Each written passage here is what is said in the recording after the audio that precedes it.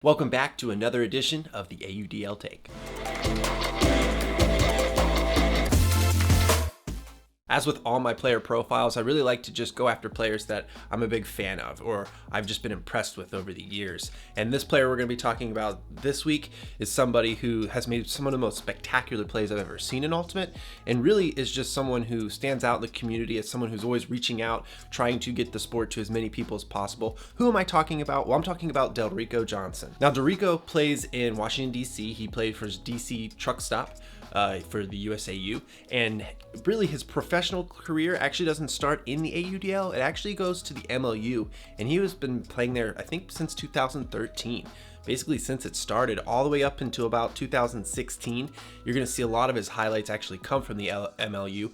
He's actually made it to SportsCenter a few times, and I mean, it's just because of his raw athleticism. He never gives up on a play, and I mean, some of his skies, he just jumps clear over people. His layouts are almost like 10 yards long. He's just an incredible athlete and someone who plays the game to its fullest, never gives up on a disc. And I think I really didn't start to see any of this till about 2017 when he entered the AUDL and he joined the DC Breeze. I think when he made his way to DC Breeze, and me being, all about the AUDL, seeing some of those highlight plays really kind of helped expose him to me, and I think larger audience as well. I think with Ultimate, especially someone like me who came into the scene much later in life, I really only knew my Atlanta group, and barely did I know that until I kind of stayed in it longer.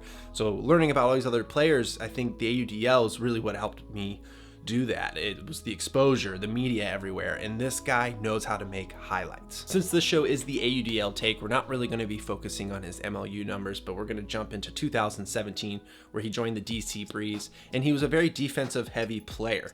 Now, as you can see, his blocks have been pretty big, but as a goal scorer, he only had 19 goals his first season with the DC Breeze, and because he was a defensive player, I still think that's pretty darn good.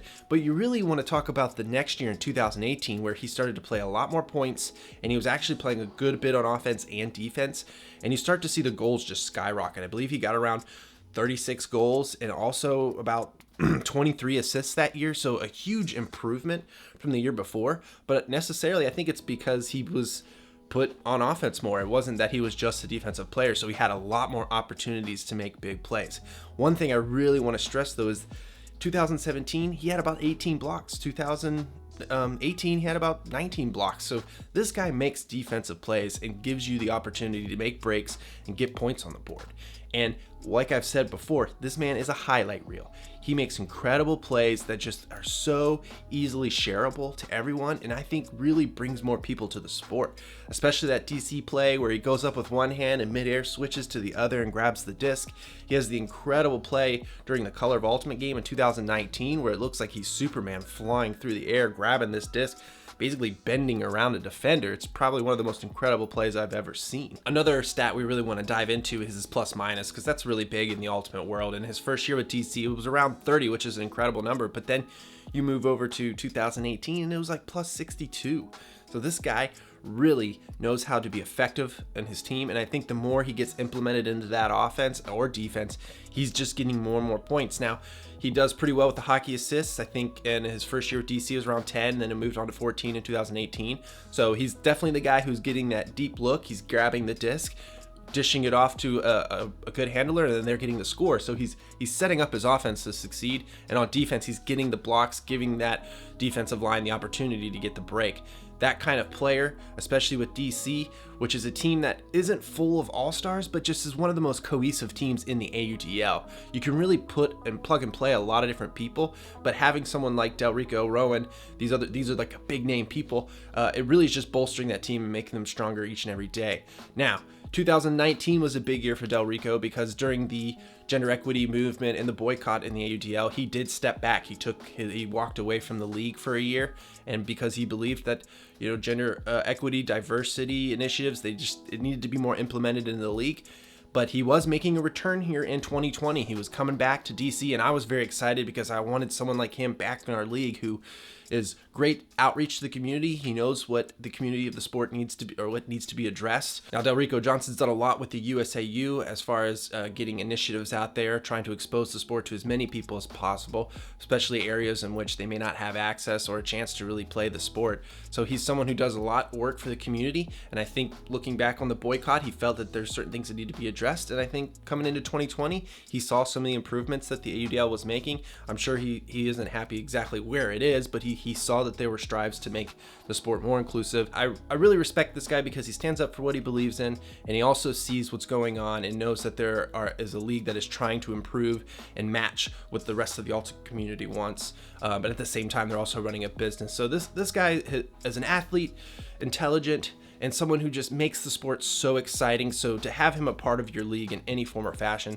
I'm just very excited to have him back in the AUDL. And I was very excited to see him come play for the DC Breeze, because the new Atlantic division, I was going to get a lot more up close with him. And, you know, as someone who's only seen him once in real life playing and probably did the most spectacular ultimate play I've ever seen, I was very excited to see him come and play Atlanta Hustle and participate in the same division as him and see him maybe probably take the league by storm. So this was a player I was very excited to come see. I'm very sad that the AUDL once again could not get the season off the ground, but you know, world events take over right now. It's just how it goes.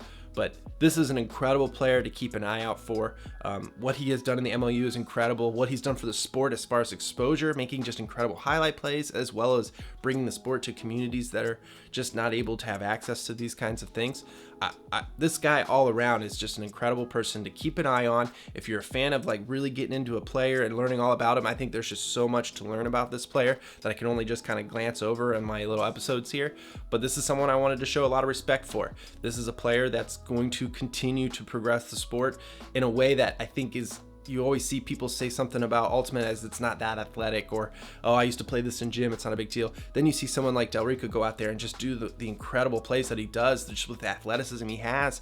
And I think you can plug him in any other team and he's going to raise your defense for sure, and possibly your offense. He's good on both sides of the disc. And the more and more you implement him, the more you put him in your scheme and how you run your offense and defense, he's just going to improve it. So I really am excited. Hopefully he comes back in 2021 and DC can, with that new Atlantic division, having him there is just another big powerhouse player. And I think they're going to really make their run against Raleigh, Atlanta, and the rest of the division.